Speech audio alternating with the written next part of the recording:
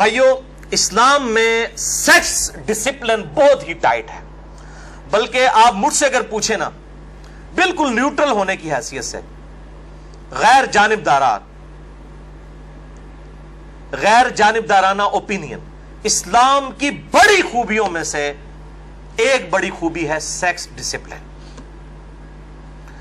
اسلام free sex کو بالکل support نہیں کرتا اور نہ ہی سیکس فری کو سپورٹ کرتا ہے۔ یہ دو ٹرمز ہیں، ایک ہے فری سیکس جو بے حیائی کا فتنہ ہے، ایک ہے سیکس فری جو کہ رہبانیت کی شکل میں کیا گیا کہ شادی کرنی نہیں ہے، اپنے آپ کو جو ہے وہ نہ مرد کر لیا جائے، خصی کر لیا جائے، یہ ہے وہ سیکس فری کر لیا جائے۔ تو یہ بھی نہیں ہے اسلام میں اور فری سیکس بھی نہیں ہے، یہ دونوں ایکسٹریمز اسلام کے اندر موجود نہیں ہیں۔ بلکہ اسی کانٹیکسٹ میں ایک بڑی اہم حدیث ہے، بخاری اور مسلم کی متفق علیہ حدیث ہے، اکثر یہ نکاح کے موقع پر خطبے کے دوران یہ حدیث پڑھی جاتی ہے۔ صحیح بخاری میں انٹرنیشنل نمبر کے مطابق 5063، صحیح مسلم میں 3403 اور مشکات میں بھی موجود ہے 145 نمبر، کہ تین صحابہ کرام علیہم رضوان آپ صلی اللہ علیہ وسلم کی غیر موجودگی میں امہات المومنین کے پاس آئے۔ پردے میں انہوں نے پوچھا کہ نبی صلی اللہ علیہ وسلم کے معاملات کیا ہیں، آپ کتنی عبادت کرتے ہیں، کتنے روزے رکھتے ہیں؟ تو امہات المومنین نے بتا دیا جو آپ صلی اللہ علیہ وسلم کی نارمل زندگی تھی۔ تو انہوں نے آپس میں گفتگو کی کہ انہوں نے اس چیز کو آپ صلی اللہ علیہ وسلم کی عبادت کو کم جانا، حدیث کے الفاظ ہیں۔ پھر انہوں نے آپس میں گفتگو کی کہ نبی صلی اللہ علیہ وسلم تو بخشے بخشائے ہیں، ان کو تو ضرورت ہی نہیں زیادہ نمازیں پڑھنے کی، نوافل پڑھنے کی، یہ تو ہماری ضرورت ہے۔ تو ایک شخص نے کہا کہ میں روزانہ پوری رات نوافل پڑھا کروں گا، دوسرے نے کہا کہ میں روزانہ نفلی روزہ رکھا کروں گا، تیسرے نے کہا کہ میں نکاح نہیں کروں گا، گھرداری چلانی پڑتی ہے، پھر اللہ سے انسان غافل ہو جاتا ہے۔ یہ تو مثال اسی طریقے سے ہے کہ اللہ تعالیٰ نے یہ ساری چیزیں امتحان کے طور پہ رکھی ہیں اور آپ کمرہ امتحان سے اٹھ کے ہی بھاگ جائیں، یہ تو وہ چیز ہے۔ بہرحال جب یہ بات آپ صلی اللہ علیہ وسلم تک پہنچی، جب آپ گھر واپس آئے، آپ نے ان تینوں کو بلا کر ڈانٹا اور آپ صلی اللہ علیہ وسلم نے اتنے سخت لفظ استعمال فرمایا۔ آپ نے فرمایا میں تم سے زیادہ اللہ سے ڈرتا ہوں، تم سے زیادہ اللہ کا تقوی رکھتا ہوں۔ آپ صلی اللہ علیہ وسلم نے ارشاد فرمایا کہ اللہ کی قسم میں نفلی روزے رکھتا بھی ہوں اور چھوڑ بھی دیتا ہوں، میں رات کو نماز بھی پڑھتا ہوں اور آرام بھی کرتا ہوں، اور میں نے شادیاں کی ہوئی ہیں اور یہ شادی کرنا میری سنت ہے۔ النکاح سنتی فمن رغب عن سنتی فلیس منی، نکاح میری سنت ہے، جس نے میری اس سنت سے اغراض کیا اس کا مجھ سے کوئی تعلق نہیں ہے۔ یہ ہے آپ صلی اللہ علیہ وسلم نے، یعنی سیکس فری نہیں اور نہ ہی فری سیکس۔ اسی حوالے سے ایک اور حدیث ہے، بخاری اور مسلم دونوں میں موجود ہے، بخاری میں 1975، مسلم میں 2730 اور مشکات میں 2054۔ عبداللہ بن عمر بن عاص رضی اللہ تعالیٰ عنہ کی شکایت پہنچی، خصوصاً ان کی بیوی کی طرف سے آپ صلی اللہ علیہ وسلم کے پاس، کہ یہ پوری رات نوافل پڑھتا ہے، مجھے ٹائم ہی نہیں دیتا۔ تو آپ صلی اللہ علیہ وسلم نے بلا کے عبداللہ بن عمر بن عاص کو ڈانٹا اور فرمایا عبداللہ مجھے اس طرح سے پتہ چلا ہے کہ تو روزانہ روزہ رکھتا ہے، پوری رات نوافل پڑھتا ہے۔ تو آپ صلی اللہ علیہ وسلم نے فرمایا کہ عبداللہ اگر روزانہ پوری رات جاگے گا تو تیری آنکھیں اندھی ہو جائیں گی۔ اچھا، انہوں نے یہ نہیں کہا کہ یا رسول اللہ صلی اللہ علیہ وسلم اللہ تعالیٰ اکھاں دینے والا حفاظت کرے گا، آپ دیکھو نا، مطلب آپ وسلم کی گفتگو تو سائنٹیفک ہوتی تھی، جو بالکل کلیئر کٹ گفتگو ہے۔ اور پھر آپ صلی اللہ علیہ وسلم نے فرمایا کہ تیری آنکھوں کا بھی تجھ پر حق ہے، تیرے جسم کا بھی تجھ پر حق ہے، تیرے گھر والوں کا بھی تجھ پر حق ہے، تیری بیوی کا بھی تجھ پر حق ہے۔ آپ صلی اللہ علیہ وسلم نے اس چیز کو کنڈیم فرما دیا، الحمدللہ۔ اور بھائیو، اسی کانٹیکسٹ میں ایک بڑی اسٹانشنگ حدیث ہے، میں جب بھی پڑھتا ہوں نا بڑا حیران ہو جاتا ہوں، صحیح مسلم میں 2329 اور مشکات میں 1898۔ میں مشکات کے نمبر سال بتا رہا ہوں، مشکات از دا انسائکلوپیڈیا آف حدیث۔ ہماری ویب سائٹ اہل سنت پاک .com پہ آپ اس کی 3 جلدیں ڈاؤن لوڈ کر لیں تو آپ کے پاس ساری احادیث کی کتابیں سمجھیں کہ ان 3 جلدوں میں آ گئی ہیں۔ میں نے الگ سے بھی لیکچر اس کے تعارف پہ ریکارڈ کروایا ہے، مسئلہ نمبر 111B، مشکات المصابیح کا مکمل تعارف۔ بخاری کا میں نے مکمل تعارف نہیں کروایا، مسلم کا نہیں کروایا، لیکن اس کتاب کا ضرور کروایا، کیونکہ یہ اہل سنت کی مین سٹریم کی 13 کتابوں کو انکلوڈنگ بخاری اور مسلم کور کرتی ہے۔ تو مسلم میں 2329, مشکات میں 1898 کہ آپ صلی اللہ علیہ وسلم نے فرمایا کہ ہر تسبیح صدقہ ہے.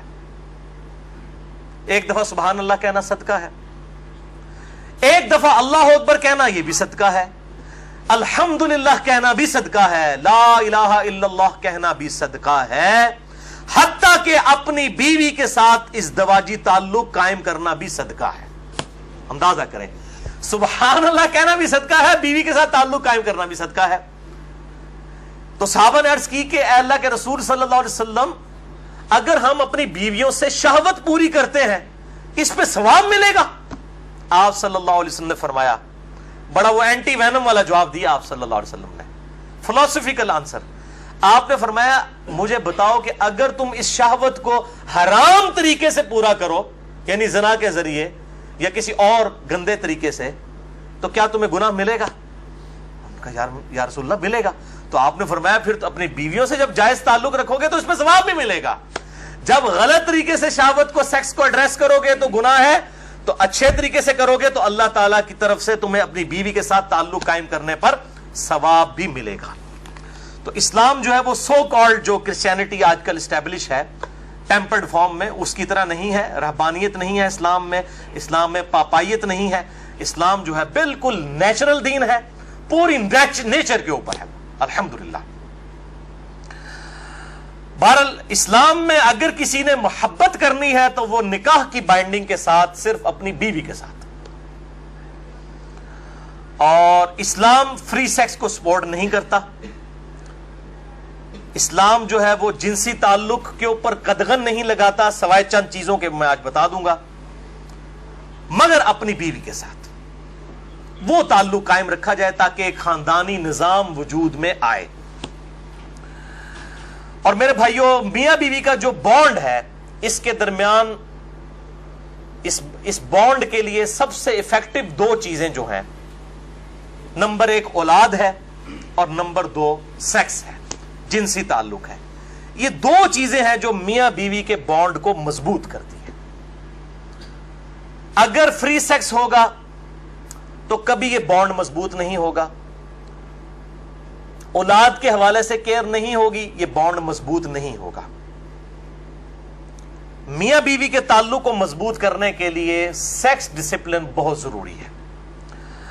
اور اسلام میں تو یہ بیوی اتنی بڑی نعمت ہے, آج کے یورپین اور امریکن معاشرے نے تو اسے کموڈٹی بنا دیا ہے, ایک یعنی کھیل کا ذریعہ اور اشتہارات میں نمائش کا ذریعہ. اسلام عورت کو کموڈٹی نہیں بناتا, رسپیکٹ دیتا ہے. صحیح بخاری میں حدیث عورت کے بارے میں ہے, مرد کے بارے میں نہیں ہے کہ جنت ماں کے قدموں کے نیچے ہے. یہ عورت کے لیے مقام ہے. اور اسی حوالے سے ایک بڑی اہم حدیث ہے صحیح مسلم میں 3649 نمبر, اور مشکات میں بھی ہے 3083 نمبر 3083, کہ آپ صلی اللہ علیہ وسلم نے فرمایا کہ دنیا میں جتنی بھی چیزیں اللہ نے تمہیں اپنی نعمتیں دی ہیں یہ متاع اور برتنے کا سامان ہے, اور سب سے بہترین متاع دنیا میں برتنے کا سامان نیک بیوی ہے. کیونکہ دنیا آخرت کی کھیتی ہے, یہاں جو بوئیں گے وہ کاٹیں گے. نیک بیوی آخرت میں کامیابی کے لیے سب سے بہترین ذریعہ ہے. ایون آپ بدماش سے بدماش لوگ ہوں گے نا, بے غیرت سے بے غیرت لوگ ہوں گے نا, اگر آپ ان سے پوچھیں نا کہ جی شادی کے لیے رشتہ ڈھونڈیں تو کہیں گے جی کوئی تکو نکاح والی کوئی زنانی تکو, بالکل شریف جی, تو تسی جڑا کام پایا ہوا ہے. تو قرآن تو کہتا ہے خبیث مردوں کے لیے خبیث عورتیں ہیں اور نیک مردوں کے لیے نیک عورتیں. ایکسیپشن ہو سکتی ہے کہ اللہ تعالیٰ کی طرف سے کوئی آزمائش آ جائے, یہ کوئی مطلب, لیکن اوورآل میجورٹی میں یہی رول پایا جاتا ہے. تو ایک جو ہے وہ بے حیا ترین شخص بھی خواہش کرتا ہے کہ جی میری بیوی جو ہے نا بالکل میرے ساتھ خاص ہو. تو ہم نے تو کئی شادی شدہ لوگوں کو دیکھا ہے وہ شادی کے بعد سیکس کے حوالے سے زیادہ جو ہے وہ خرابی کا شکار ہو جاتے ہیں. تو وہ پھر دوسرے کے بارے میں ایسی کیوں امید رکھتے ہیں؟ جس طرح کا آپ معاملات کریں گے آپ کے ساتھ بھی ویسے معاملات ہو سکتے ہیں, والعیاذ باللہ تعالی. اسی کانٹیکسٹ میں ایک آنکھیں کھول دینے والی حدیث ہے, خصوصاً یہاں پہ کئی نوجوان ایسے ہیں جن کی شادیاں نہیں ہوئی, ان کے لیے بڑی اہم ہے. ساڑی تو بھائی 12 سال پہلے ہو چکی ہے, اس لیے ہم کچھ نہیں کر سکتے.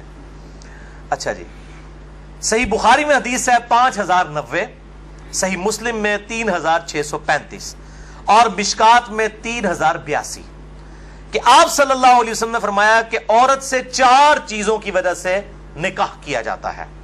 نمبر 1 مال، نمبر 2 اس کا حسب و نسب، نمبر 3 اس کی خوبصورتی، اور نمبر 4 اس کی دینداری. اور پھر آپ صلی اللہ علیہ وسلم نے بڑے سخت لفظ استعمال فرمائے. عرب کا محاورہ تھا.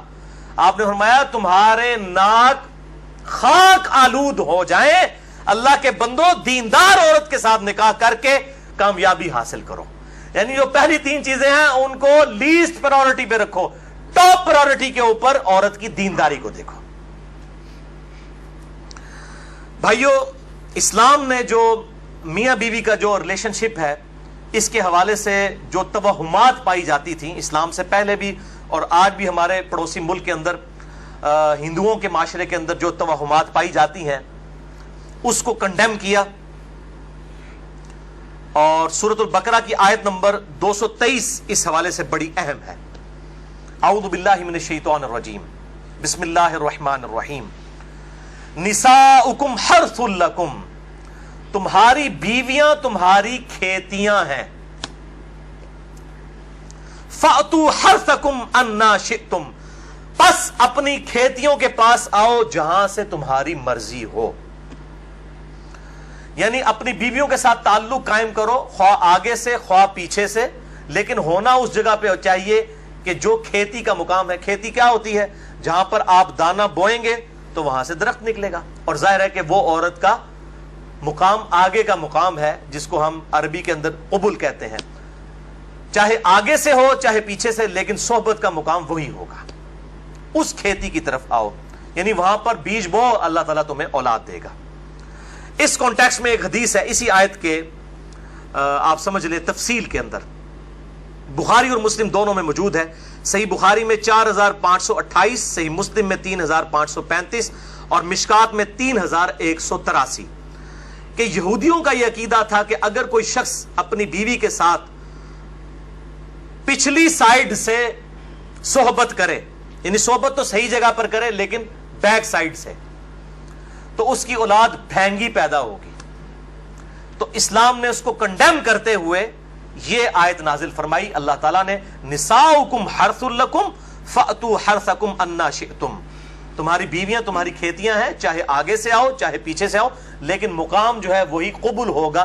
دبر میں حرام ہے، اور وہی چیز ہے جسے ہم اینل سیکس بھی کہتے ہیں، یا لواطت کا لفظ بھی استعمال کیا جاتا ہے لیکن اس کو بعض لوگ برا سمجھتے ہیں، یعنی قوم لوط کا فعل اینل سیکس. یہ بھائیوں حرام ہے. اب میں اس پہ بھی تھوڑی گفتگو کروں گا. یہ میں جتنی باتیں کر رہا ہوں، میرے سے جو لوگ واقف ہیں شروع سے ان کو پتا ہے کہ میں اپنی طبیعت پہ جبر کر کے یہ ساری باتیں ریکارڈ کروا رہا ہوں. یعنی میری عام گفتگو اس طریقے سے نہیں ہوتی کسی کے ساتھ، لیکن اب یہ مسئلہ ہے کہ یہ چیزیں ریکارڈنگ میں آئیں تاکہ ہمارے نوجوانوں تک حق بات پہنچے. بھائیوں، بیویوں کے ساتھ مکمل طور پر جنسی تعلق، سیکچول ریلیشن شپ، اس کی اجازت ہے سوائے قوم لوط کے عمل کے، جسے اینل سیکس کہتے ہیں، یعنی دبر کے اندر صحبت کرنا. اس حوالے سے بڑی وعیدیں آئی ہیں. نکاح نہیں ٹوٹے گا. یہ جو پبلک کے اندر مشہور ہے نا کہ نکاح ٹوٹ جاتا ہے، نکاح نہیں ٹوٹے گا. حرام فعل ہے. توبہ کریں، اللہ تعالیٰ سے مغفرت کریں اور اپنے معاملات کو مستقبل کے لیے سیدھا کر لیں. نکاح نہیں ٹوٹے گا. توبہ سے معاملہ جو ہے ریزالو ہو جائے گا. اور بیوی پر اس حوالے سے کوئی اطاعت واجب نہیں ہے. اب اکثر لوگ جو ہیں وہ رابطہ کرتے ہیں اس حوالے سے، مطلب کئی عورتیں ہیں ان کی مائیں رابطہ مجھ سے کر لیتی ہیں فون کے اوپر کہ جی اس طریقے سے لوگ جو ہیں وہ مطلب مجبور کرتے ہیں ہماری بیٹیوں کو اسی اینل سیکس کے اوپر، اور ہم طلاق لے لیں یا اس طرح کے معاملات، اور وہ پھر جھانسا دیتے ہیں جی کہ خاوند کی چونکہ اطاعت واجب ہے اس لیے جو ہے وہ بیویوں کو چاہیے کہ وہ حکم مانے. بھئی خاوند کی جو اطاعت ہے وہ اللہ تعالیٰ کی باؤنڈریز کے اندر اندر ہے. جہاں پر وہ اللہ اور اس کے رسول عز و جل و صلی اللہ علیہ وآلہ وسلم کی حدوں کو پھلانگیں گے پھر کوئی اطاعت نہیں ہے. یعنی اگر کوئی خاوند اپنی بیوی کو کہتا ہے کہ بے پردہ پھرو، کوئی اطاعت نہیں ہے. کوئی بیوی اپنے خاوند کو کہتی ہے کہ داڑھی مڈا دے، کوئی اطاعت نہیں ہے.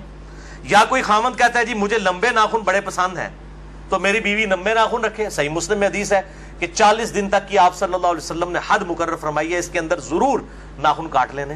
یہ بھی ذوالحجہ کے دن چل رہے ہیں اور یہ میرے ناخن بڑے ہوئے ہیں تو مجھے بڑی کوفت ہو رہی ہے, ظاہر ہے وہ اب ایک شریعت کو فالو کرنا ہے. قربانی کے بعد یہ مونچھیں میری کافی بڑھ گئی ہیں تو مجھے بڑی فیل ہو رہی ہیں, اور مجھے نہیں سمجھ آتی اتنے لمبے لمبے ناخن رکھنا, پھر انہی ہاتھوں کے ساتھ استنجا بھی کرنا ہوتا ہے, اور پھر پاکیزگی کا کس طریقے سے اہتمام ہو سکتا ہے, پھر انہی ہاتھوں کے ساتھ روٹی بھی کھانی ہوتی ہے. بڑا مشکل کام ہے, لیکن یہ فتنہ عام ہوا ہوا ہے. اور اسی طریقے سے یہ خواہ مخواہ جو ہے یہ آئی بروز کا چکر ہے جی, خامن کو خوش کرنے کے لیے کر رہے ہیں. بھائی خامن کو خوش کرنے کے لیے آپ نے شریعت کی حدیں تو نہیں توڑنی. اس پہ میرا مسئلہ نمبر 32 ایکسکلوسیو ریکارڈ ہے, مسلمان مردوں اور عورتوں کے بالوں اور باقی اعضاء کے صحیح احکام و مسائل, اہل سنت پاک.com پہ, جسے شوق ہو تو وہ دیکھ سکتا ہے. اب بھائیو 8 صحیح الاسناد احادیث مختصر سی ہیں اسی کانٹیکسٹ میں, جو قوم لوط کا عمل ہے, خواہ وہ مرد کا مرد کے ساتھ ہو, خواہ وہ مرد کا اپنی بیوی کے ساتھ ہو, اینل سیکس جسے کہا جاتا ہے انگلش میں. اس کانٹیکسٹ میں یہ بڑی اہم ترین احادیث ہیں. اس میں ساتھ ساتھ کچھ مسائل بھی ہیں جو آج کے دور کے مسائل ہیں, میں ساتھ ساتھ بتاتا چلا جاؤں گا. پہلی حدیث جامعہ ترمذی میں انٹرنیشنل نمبر کے مطابق 2980, مشکات میں 3191 ہے کہ ابن عباس رضی اللہ تعالیٰ عنہ کہتے ہیں کہ اللہ نے اپنے نبی صلی اللہ علیہ وسلم پر یہ وحی نازل فرمائی, نساؤکم حرث لکم, وہی آیت انہوں نے تلاوت کی سورۃ البقرہ آیت نمبر 223, اور پھر فرمایا کہ اللہ تعالیٰ نے دبر میں یعنی پیٹھ میں اینل سیکس کرنے سے, قوم لوط کا عمل کرنے سے, بیویوں کے معاملات میں بھی منع فرمایا, اور حالت حیض میں بھی اپنی بیویوں سے ازدواجی تعلق قائم کرنے سے منع فرمایا. ازدواجی تعلق سے مراد انٹرکورس ہے حالت حیض میں. اور وہی ہے دوسری حدیث سنن ابی داؤد میں 212 نمبر, مشکات میں 555, کہ ایک صحابی نے پوچھا یا رسول اللہ صلی اللہ علیہ وسلم میری بیوی حیض سے ہے, میں اس کے ساتھ کس طرح تعلق قائم کروں؟ تو آپ صلی اللہ علیہ وسلم نے فرمایا کہ اس کا ازار بند جو ہے وہ کس کر باندھ لو, پھر اوپر کا حصہ تیرے لیے حلال ہے. یعنی شرمگاہ کے ساتھ انٹرکورس نہیں, باقی جسم کے ساتھ مباشرت کی جا سکتی ہے. اور وہی حدیث ہے جس کے اوپر منکرین حدیث بھی اعتراض کرتے ہیں کہ قرآن میں ہے کہ حیض کی حالت میں عورتوں سے الگ رہو, اور بخاری اور مسلم میں حدیث ہے کہ نبی صلی اللہ علیہ وسلم اپنی بیویوں سے حالت حیض میں بھی مباشرت کرتے تھے, لیکن وہ پوری حدیث نہیں پڑھتے. وہ پوری حدیث اس طرح ہے. تیسری حدیث صحیح بخاری میں 302, صحیح مسلم میں 680 ہے کہ اما عائشہ رضی اللہ تعالیٰ عنہ کہتی ہیں کہ نبی صلی اللہ علیہ وسلم جب امہات المومنین سے ازدواجی تعلق قائم فرمانا چاہتے جبکہ وہ حالت حیض میں ہوتی, تو ان کو حکم دیتے کہ وہ ایک آزار بند باندھ لیں, پھر آپ صلی اللہ علیہ وسلم باقی جسم کے ساتھ اپنی بیویوں کے ساتھ مباشرت کرتے تھے. تو انٹرکورس حالت حیض میں حرام ہے, لیکن باقی جسم جو ہے وہ حلال ہے. اور بیوی کو ساتھ لٹائیں, یہ جو ہندوانہ معاشرے میں ہے کہ یہ ناپاک ہو جاتی ہے, یا اس طریقے سے اور معاشروں کے اندر, تو اسلام میں اس کی کوئی گنجائش نہیں. صحیح مسلم میں حدیث ہے, آپ صلی اللہ علیہ وسلم مسجد نبوی میں تھے, آپ نے مسجد نبوی کی کھڑکی سے اما عائشہ رضی اللہ تعالیٰ عنہ سے کہا کہ مجھے میرا بسترا پکڑا دو. تو انہوں نے کہا یا رسول اللہ میں حیض سے ہوں. آپ نے فرمایا حیض تیرے ہاتھوں میں تو نہیں گھس گیا, یہ تو حکم ہی نجاست ہے. اس طریقے سے صحیح مسلم میں حدیث ہے کہ نبی صلی اللہ علیہ وسلم میری گود میں سر رکھ کر قرآن پڑھا کرتے تھے, حالانکہ میں حالت حیض میں ہوا کرتی تھی. تو یہ حالت حیض حکمی نجاست ہے. اس میں عورت آٹا بھی گوندھ سکتی ہے اور کھانا بھی پکا سکتی ہے, کوئی مسئلہ نہیں ہے. اسی طریقے سے اگر کسی پہ غسل فرض ہے تو بس اتنا ڈیلے نہ کرے کہ نماز قضا ہو, باقی وہ کوئی حقیقتاً تو پلید نہیں ہے, حکمی نجاست کے اعتبار سے ہے. بخاری اور مسلم کی متفق علیہ حدیث ہے, حضرت ابو ہریرہ کہتے ہیں مجھ پہ غسل فرض تھا, نائٹ فال احتلام کی وجہ سے میں جا رہا تھا, آپ صلی اللہ علیہ وسلم راستے میں ملے اور آپ صلی اللہ علیہ وسلم مجھ سے گفتگو فرمانے لگے, میں چپکے سے کھسکا جا کے غسل کر کے واپس آیا. آپ نے فرمایا ابو ہریرہ کہاں گئے تھے؟ کہ یا رسول اللہ میں ناپاک تھا تو غسل کرنے گیا. آپ نے فرمایا مومن کبھی ناپاک نہیں ہوتا, یہ حکمی نجاست ہے, حقیقتاً تو نہیں. حکمی یہ ہے کہ شریعت کے پوائنٹ آف ویو سے نماز پڑھنے کے اعتبار سے انسان جو ہے وہ اس کے لیے غسل ضروری ہے. اب جس شخص کا وضو نہیں ہے وہ ناپاک تو نہیں ہے, لیکن نماز پڑھنے کے اعتبار سے ناپاک ہے, نماز کے لیے اسے وضو کرنا پڑے گا. اس کو کہتے ہیں حکمی نجاست, حقیقی نجاست الگ ہے، حکمی الگ. اس میں نے بڑی ڈیٹیل سے لیکچر دے دیا ہے. مسئلہ نمبر 42 عورتوں کے حیض و نفاس کے مسائل، وضو، غسل، استنجا، بڑی ڈیٹیل کے ساتھ تقریباً 2.25 گھنٹے کی گفتگو ہے اہل سنت پاک.com پہ.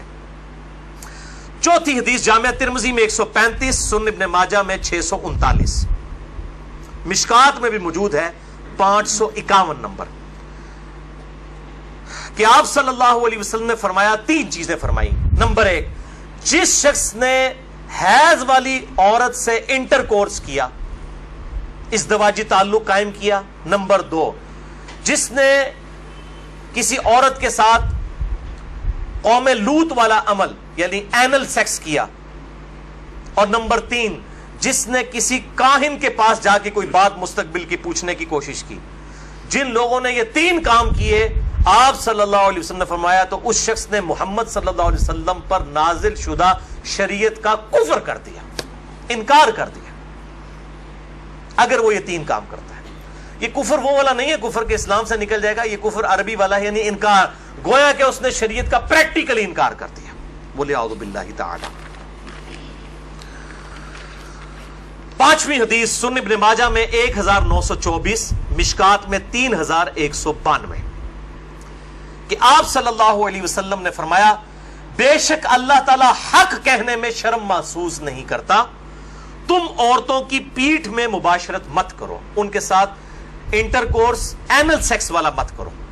6ٹھی حدیث سنن ابی داؤد میں 2162 اور مشکات میں 3193، کہ آپ صلی اللہ علیہ وسلم نے فرمایا، جو شخص اپنی بیوی کے ساتھ قوم لوط والا عمل کرے، اللہ کے ہاں وہ ملعون ہے، اللہ کی لعنت ہے اس پر، وہ اللہ کی رحمت سے دور ہے.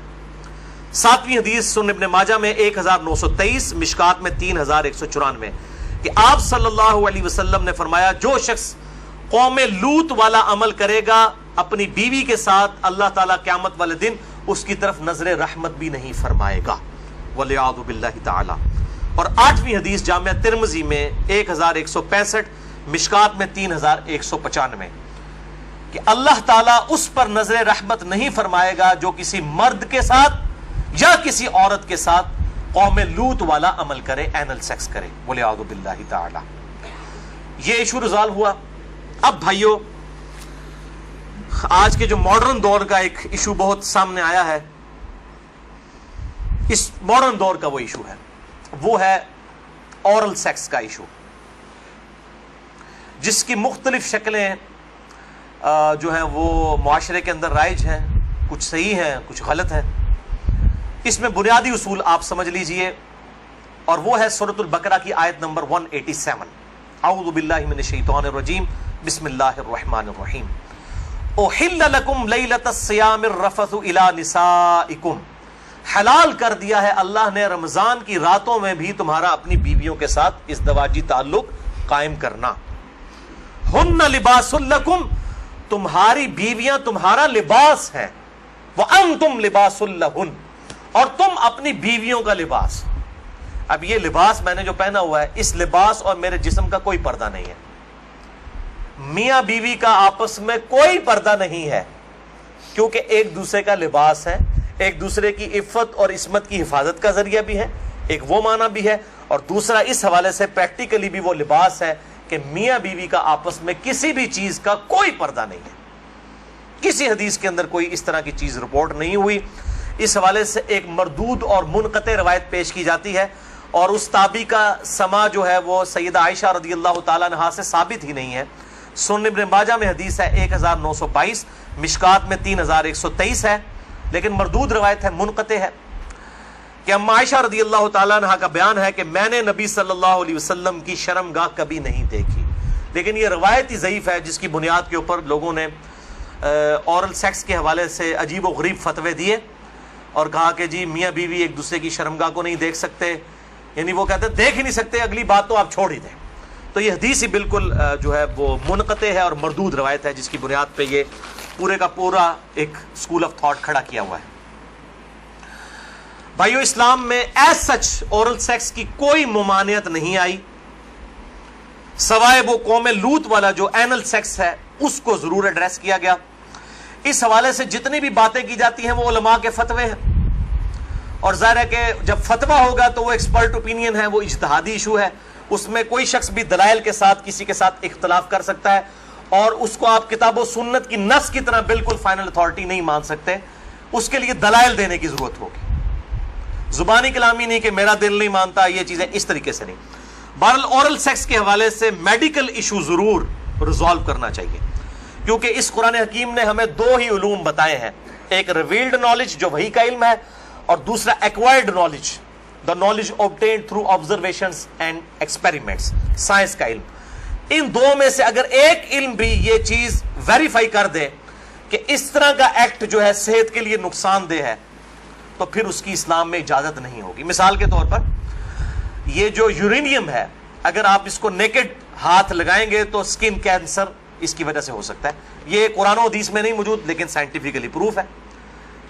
تو یہ اس کو پھر اس طریقے سے پریکٹس کیا جائے گا اور بچا جائے گا. اس حوالے سے میں نے گفتگو بھی کر دی ہے, مسئلہ نمبر 39, علم وحی اور علم سائنس کی اہمیت اور ان کا دائرہ کار, اہل سنت پاک.com پہ. بہرحال میں نے اشارتاً اب گفتگو کر دی ہے, عقل مند کے لیے اشارہ کافی ہے, اس میں مزید ڈیٹیل میں جانے کی ضرورت نہیں ہے. البتہ آخر میں سیکس کے اعتبار سے دو بڑے کریٹیکل ایشوز ہیں, ان کو ایڈریس کر دوں. بڑے دو اہم مسائل ہیں, تاکہ کوئی تشنگی باقی نہ رہے. پھر بھی اگر کسی کی کوئی تشنگی باقی رہے, لیکچر کے اینڈ پہ پوچھ سکتے ہیں, یا بعد میں بھی مجھے ای میل کر سکتے ہیں, mirza_95@yahoo.com. اور ای میل کے حوالے سے میں آج کل بڑی آزمائش سے گزر رہا ہوں. ای میلز جو ہیں وہ سینکڑوں ہزاروں تک پہنچ جاتی ہیں, اس لیے بعض اوقات 7-8 دن لگ جاتے ہیں میں جواب, یعنی پہلے تو ایک دن میں دے دیتا تھا, اب وہ ایک ہفتے سے بھی بڑھ جاتا ہے. یہ تو ابھی شکر ہے جو اہل سنت پاک.com پہ آتی ہیں وہ ہمارے فرحان بھائی جواب دیتے رہتے ہیں, ورنہ وہ بھی دینی پڑے. اور واٹس ایپ کا جو علیحدہ سے معاملہ میں نے تو وہ مصیبت پالی نہیں ہوئی ہے, کیونکہ میں اس کو مینج کر نہیں سکتا. تو یہ آخر میں دو اہم ترین مسائل میں نے بیان کرنے تھے اسی سیکس ڈسپلن کے پوائنٹ آف ویو سے. پہلا مسئلہ ہے وہ ہے بڑی عمر کی رضاعت کا مسئلہ.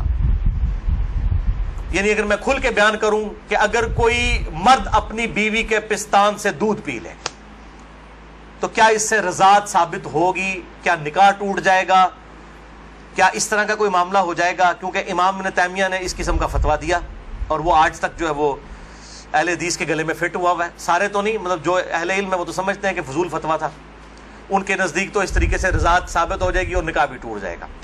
تو میں اس کو ایڈریس کرتا ہوں. صحیح بخاری اور صحیح مسلم کی متفقن علیہ حدیث ہے. بخاری میں 5099 5099, مسلم میں 3568 3568, اور مشکات میں بھی ہے انٹرنیشنل نمبر کے مطابق 3161, کہ آپ صلی اللہ علیہ وسلم نے ارشاد فرمایا کہ جو رشتے دودھ کی وجہ سے, جو رشتے جو ہے وہ نسب کی وجہ سے حرام ہوتے ہیں, وہی رشتے دودھ پینے کی وجہ سے بھی حرام ہو جاتے ہیں. یعنی اگر دو مختلف ماں باپ والے بچوں نے کسی ایک کامن عورت کا دودھ پی لیا ہے, تو اس عورت کی جو اولاد ہے وہ ان کے بہن بھائی بن جائیں گے دودھ کے رشتے کی وجہ سے. تو جس طریقے سے نسب جو ہے وہ حرمت والا رشتہ بنا دیتا ہے, اسی طریقے سے رضاعت کا رشتہ دودھ پینے کی وجہ سے بھی اسٹیبلش ہوتا ہے, اور وہ ایک دو بار دودھ پینے سے نہیں. وہ صحیح مسلم میں 3597 نمبر حدیث ہے, مشکات میں 3167 3167, کہ کم از کم 5 مرتبہ اگر کوئی عورت دودھ پلا دے کسی بچے کو, تو پھر وہ بچہ جو ہے اس عورت کی جو ڈائریکٹ اپنی اولاد ہے اس کا وہ بہن بھائی بن جائے گا 5 دفعہ کم از کم.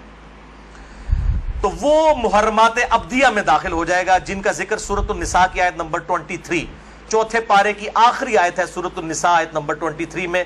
ہمیشہ کے لیے جو حرمت والے رشتے ہیں, یعنی ماں باپ کے ساتھ, اس طریقے سے دادی دادا, اس طریقے سے چچا تایا ماموں, یہ سارے رشتے جو حرمت والے ہیں وہ اسی ایک آیت کے اندر بیان ہوئے ہیں, سورۃ النساء آیت نمبر 23. بھائیو, اس حوالے سے جو احادیث کچھ پیش کی جاتی ہیں کہ اگر کوئی عورت پیالے میں اپنا دودھ نکال کے کسی مرد کو پلا دے تو وہ اس کے ساتھ حرمت والا رشتہ اس کا اس طریقے سے بن جائے گا, تو وہ اس کے لیے محرم ہو جائے گی. تو وہ احادیث منسوخ ہیں, اور ان کی ناسخ حدیث صحیح بخاری اور صحیح مسلم دونوں میں موجود ہے. اب امام ابن تیمیہ ان حدیثوں کے اوپر عمل کر کے انہوں نے فتویٰ دے دیا کہ اگر کوئی مرد اپنی بیوی کا دودھ پی لے تو نکاح بھی ٹوٹ گیا, ہمیشہ کے لیے وہ حرام ہو گئی.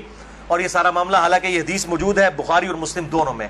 صحیح بخاری میں انٹرنیشنل نمبر کے مطابق 5102, صحیح مسلم میں 3606 اور مشکات میں 3168 3168 کہ نبی صلی اللہ علیہ وسلم نے ارشاد فرمایا الرضاعۃ من المجاعہ, کہ جو رضاعت کا رشتہ ہے یہ بھوک کی عمر تک ہے. جب بچہ بھوک کی عمر میں دودھ مانگتا ہے, یعنی زبان سے نہیں وہ مانگ سکتا, بھوک کی عمر تک رضاعت کا رشتہ رہتا ہے. اور وہ قرآن حکیم میں 2 سال بتائی گئی ہے دودھ چھڑانے کی عمر. تو آپ صلی اللہ علیہ وسلم نے کلیئر کٹ فرما دیا کہ جو دودھ چھڑانے کی عمر ہے اس دوران اگر کوئی بچہ دودھ پی لے, اور وہ بھی صحیح مسلم کی حدیث کے تحت 5 مرتبہ, تو تب رضاعت کا رشتہ, دودھ کا رشتہ اسٹیبلش ہوگا, ورنہ نہیں ہوگا. تو اب جو بڑا مرد ہے وہ تو 2 سال کا تو نہیں ہے. تو اس میں ظاہر ہے کہ بالکل امپلائڈ ہے کہ اگر کوئی اس طرح کا معاملہ کر لیتا ہے تو نہ رضاعت قائم ہوگی اور نہ میاں بیوی کا آپس میں کوئی نکاح ٹوٹنے والا معاملہ ہوگا. دوسرا اہم مسئلہ آج کا آخری وہ ہے میرے بھائیوں عزل کا ایشو, یا ماڈرن لینگویج میں کنڈوم کا استعمال. عزل عربی میں کہتے ہیں الگ ہو جانے کو, یعنی جب میاں بیوی ازدواجی تعلق قائم کریں, ڈسچارج کے وقت وہ الگ ہو جائیں, اس کو کہتے ہیں عزل. اور اسی کی ماڈرن فارم جو ہے وہ کنڈوم ہے. فیملی پلاننگ کے پوائنٹ آف ویو سے بھی استعمال کرتے ہیں. اس میں کوئی شک نہیں ہے کہ مفلسی کے ڈر سے فیملی پلاننگ کرنا اسلام میں قرآن حکیم کی آیات کی روشنی میں اس کی کوئی گنجائش موجود نہیں ہے, قطعاً حرام ہے. لیکن اگر عورت کی صحت کا ایشو ہو یا اولاد کی تربیت کے پوائنٹ آف ویو سے کسی کے لیے کوئی ریسٹرکشن ہو, وہ معاملہ الگ ہے, اس کے اوپر وہ والا فتویٰ نہیں لگے گا. اور اس کے ثبوت میں 3 حدیثیں پیش کروں گا, تینوں صحیح بخاری اور صحیح مسلم سے. لیکن اس میں یاد رکھیں کہ جو لوگ اس حوالے سے مرد اپنی نس بندی کروا لیتے ہیں, یعنی سیکچولی ڈسیبل ہو جاتے ہیں ہمیشہ کے لیے, جان بوجھ کے میڈیکلی کروا لیتے ہیں, یا عورتیں اپنی یوٹرس نکلوا دیتی ہیں, اگر کوئی بیماری یا کینسر والا ایشو نہ ہو وہ الگ بات ہے کہ جی تاکہ جی ہمیشہ کے لیے معاملہ اسٹیبلش ہو جائے, یہ قطعاً حرام ہے اور بدعت کبریٰ ہے. یہ اللہ کی شریعت کو بدلنا ہے, اللہ کی تخلیق کو بدلنا ہے. سورۃ النساء نمبر 119 کے تحت یہ قطعاً حرام اور شیطانی فعل ہے. کوئی مرد جو ہے اپنے آپ کو خصی کروا لے, یا کوئی عورت اپنی یوٹرس اور ہم جو ہے وہ حمل کا جو ذریعہ ہے اس کا رحم اس کو نکلوا دے.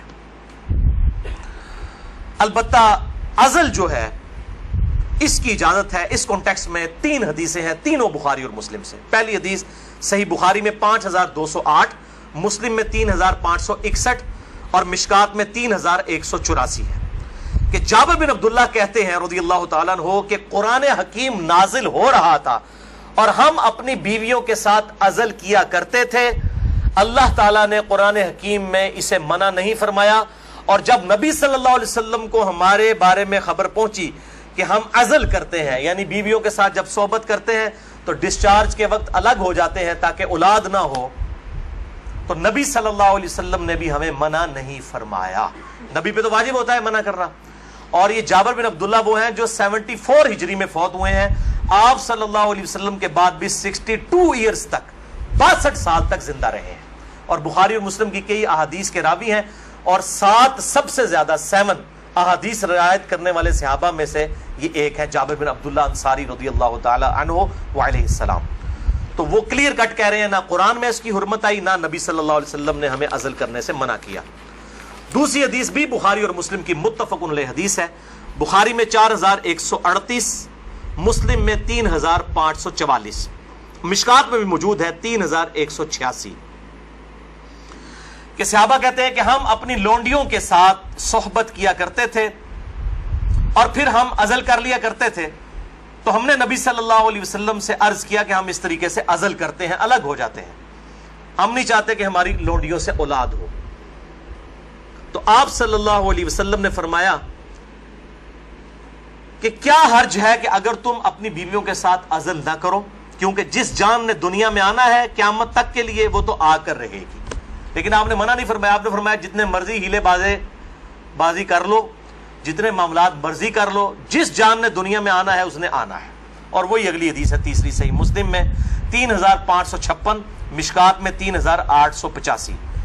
ایک صحابی نے عرض کیا کہ ہمیں یہ چیز ناپسند ہے کہ ہماری لونڈیوں سے اولاد ہو. تو آپ صلی اللہ علیہ وسلم نے فرمایا کہ پھر تم اپنی لونڈیوں کے ساتھ عزل کر لیا کرو. اس حدیث میں ہے کہ آپ نے خود کہہ دیا کہ کر لیا کرو اگر تم چاہو. پھر آپ نے ساتھ ہی فرمایا لیکن جو جان مقدر ہے دنیا میں آنا وہ آ کر رہے گی.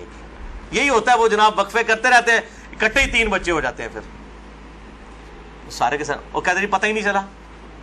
پتہ تو نہیں چلے گا, ظاہر ہے یہ معاملات تو اللہ کے ہیں. اور آپ کو بتاؤں یہ جو اولاد والا معاملہ ہے یہ خالصتاً اللہ تعالیٰ نے اپنے پاس رکھا ہے. کئی پیغمبر ہیں جو بے اولاد ہیں,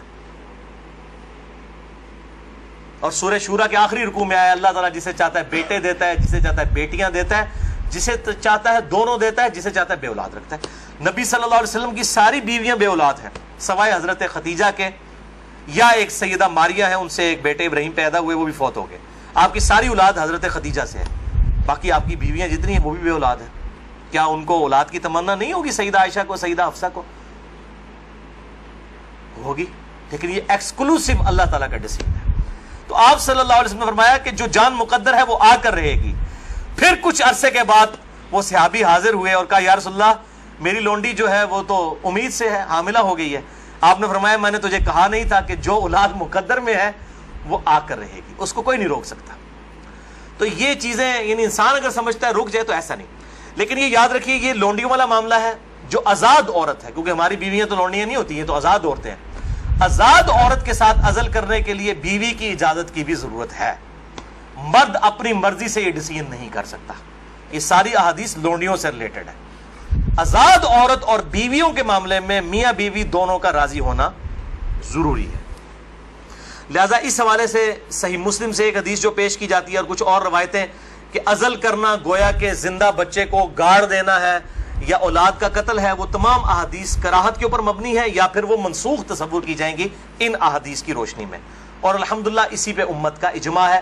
عزل کے جواز کے سب لوگ قائل ہیں, جس کی ماڈرن فارم جو ہے وہ کنڈوم کا استعمال ہے. لیکن اگر ایک دفعہ پریگنینسی آئیڈینٹیفائی ہو جائے, خواہ ایک دن کی ہو, لوگ پوچھ رہے ہوتے ہیں جی علیحدہ 40 دن ہی گزرے نا جی, 40 دن کے اندر ایک دن کی بھی پریگنینسی ہو, اس کو ضائع کروانا قطعاً حرام گناہ کبیرہ ہے, اولاد کا قتل ہے, خواہ ایک دن کی ہو. کوئی اس میں نہیں ہے جی چوتھے مہینے روح ڈالی جاتی ہے. بھائی چوتھے مہینے روح ڈالی جاتی ہے تو اس سے پہلے کیا ہوتا ہے, بچہ بڑا تو ہو رہا ہوتا ہے. وہ روح کے ساتھ زندگی کا ایشو اور ہے, روح کے بغیر بھی ایک زندگی ہے, وہ ایشو اور ہے. وہ بھی تو بچہ جو ہے ایک ایمبریو سے ایک جو ہے وہ جنین سے معاملات بڑھتے بڑھتے آگے جاتے ہیں, تو وہ بھی ایک زندگی ہے. روح کے ساتھ ایک اور زندگی ہے, روح کے بغیر بھی زندگی اس کے اندر موجود ہے. اسی لیے اگر مردہ بچہ بھی پیدا ہو تو راجع قول جامعہ ترمذی اور ابو داؤد کی حدیث کے تحت یہی ہے کہ اس کا جنازہ بھی پڑھایا جائے گا. اور لوگ کہتے ہیں جی زندہ پیدا ہوگا تو پھر پڑھایا جائے گا. مردہ بھی پیدا ہو ماں کے پیٹ میں تو وہ زندہ ہی تھا نا, ایگزسٹ تو کرتا تھا, تو افضل قول یہی ہے کہ اس کا جنازہ پڑھا جائے گا. تو یہ میرے بھائیوں کچھ اس حوالے سے چیزیں تھیں جو میں نے بیان کر دیں. البتہ اگر کسی عورت کی زندگی موت کی کشمکش بن جائے, اس صورت میں اگر وہ پریگنینسی کا بھی ضائع کروا دیتی ہے پھر اس پہ شرع گرفت نہیں. لیکن زندگی موت کی کشمکش اس سے کم پہ نہیں, صحت کا معاملہ نہیں, بیوی کمزور ہے, یہ معاملہ نہیں, واقعی زندگی موت کی کشمکش بن جائے تو پھر وہ اسی طریقے سے جو سورۃ النحل کے اندر آیا کہ اس وقت تو اگر کوئی کلمہ کفر بھی کہہ دے اور دل میں ایمان ہو تو اللہ تعالیٰ گرفت نہیں فرمائے گا. اور اس حوالے سے ہمارے پڑوسی ملک انڈیا کے اندر آج سے کئی سال پہلے, تقریباً 15 سال پہلے کی رپورٹ ہے کہ روزانہ 3000 بچیاں ماں کے پیٹ کے اندر ہی پریگنینسی ان کی ضائع کر دی جاتی ہے جب یہ پتا چلتا ہے کہ یہ بچیاں ہیں. یعنی قرآن اگر کہتا ہے نا بچیوں کو دفن کرنا یہ گناہ کبیرہ ہے, تو یہ گناہ آج تک چل رہا ہے. بیسک ہیومن انسٹنکٹ تو بدلی نہیں ہے نا. 3000. اسی وجہ سے انڈیا میں مردوں کی تعداد عورتوں سے زیادہ ہے. ویسے آپ حیران کن بات آپ کو بتاؤں, اس سال پاکستان کی رپورٹ بھی آئی ہے. پہلے پاکستان میں 52% عورتیں تھیں اور 48% مرد تھے, لیکن اب مردوں کی پرسنٹیج عورتوں سے پاکستان میں بھی بڑھ گئی ہے, اور اس کی مین ریزن ہی یہی ہے. یہ بہت بڑا گناہ ہے اور اللہ تعالیٰ پالنے والا ہے. 1901 کے اندر, یعنی جب 20ویں صدی کا آغاز ہوا, 1 ارب آبادی تھی. پھر اللہ تعالیٰ نے سائنس کی ترقی کرائی, انسان نے بیماریوں کا کنٹرول اس فزیکل فینومینا آف نیچر سے سیکھ لیا, اور اس وقت 1901 میں کہا جاتا تھا کہ 2001 کے اندر اگر دنیا کی آبادی ڈبل ہو گئی نا تو روٹی نہیں کوئی کسی کو ملے گی. اس وقت 1 ارب تھی 100 سال پہلے, یا آج سے 116 سال پہلے. تو 100 سال کے بعد 2 ارب آبادی نہیں ہوئی ہے, 3 ارب بھی نہیں ہوئی, 4 ارب بھی نہیں ہوئی, 5 ارب بھی نہیں, 6 ارب بھی نہیں, 7 ارب آبادی ہو چکی ہے. لیکن زمین نے اپنے خزانے اگل دیے. آپ جدھر جائیں, میں قسم سے منڈی سے گزرتا ہوں, اتنا فروٹ ہے ختم نہیں ہوتا. اس وقت موچی جوتیاں بناتے تھے, آج چائنا نے مشینوں کے اوپر اتنی جوتیاں بنا دی ہیں کہ دنیا میں 6 ارب انسان, اگر ہر انسان 10-10 جوڑے بھی خرید لینا, وہ ختم نہیں ہوتے. تو سائنس نے ترقی کی ہے. جس زمین سے 40 من گندم نکلتی تھی, آج 400 من نکل رہی ہے, 10 گنا زیادہ. امریکہ لاکھوں ٹن گندم ہر سال پیسیفک اوشن میں, بحر الکاہل میں ضائع کر دیتا ہے. ایکسیسو پیدا ہوتی ہے انٹرنیشنل مارکیٹ میں گندم کی پرائز کو کنٹرول کرنے کے لیے. لاکھوں ٹن گندم ضائع کی جاتی ہے, ایکسیسو پیدا ہو رہی ہے. تو اللہ تعالیٰ نے ترقی بھی کروا دی اس اعتبار سے, آپ ٹینشن نہ لیں. آج تو کیسے 1960 سے پہلے تو ایز سچ اس بڑے پیمانے کے اوپر تیل کی نعمت تو نہیں تھی دنیا کے اندر. ان عرب ملکوں میں 1960 کے بعد تیل نکلا ہے. ویسے تو تیل کا پہلا کنواں 1748 میں امریکن جو اسٹیٹ ہے پنسلوینیا, اس میں دریافت ہوا تھا. لیکن مین تیل جو نکلا ہے وہ اسی 20ویں صدی میں, کسی نے سوچا بھی نہیں تھا. اور اب تو اس سے بھی بڑی انرجی کا سورس ہے, وہ سولر انرجی ہے. اب چائنا نے کام کرنا شروع کر دیا. آپ دیکھیں گے 10-15 سالوں کے اندر جو ہے وہ ہر بندے نے اپنا جو ہے نا بجلی کا سسٹم اپنے گھر کے اوپر لگایا ہوا ہوگا. اور یہ سورج والا جو جب تک سورج ہے اس وقت تک زندگی ہے, یہ تو نہ ختم ہونے والا جو ہے وہ سورس ہے, رینیویبل جسے ہم کہتے ہیں اپنی سائنس کی لینگویج کے اندر. باقی یہ جو ہے نان رینیویبل ریسورسز ہیں. تیل ختم ہو جائے گا تو ختم ہو گیا, لیکن یہ سولر انرجی, جب تک سورج ہے زمین پہ زندگی ہے, زمین پہ زندگی ہے تو سولر انرجی سے آپ فائدہ اٹھا سکتے ہیں.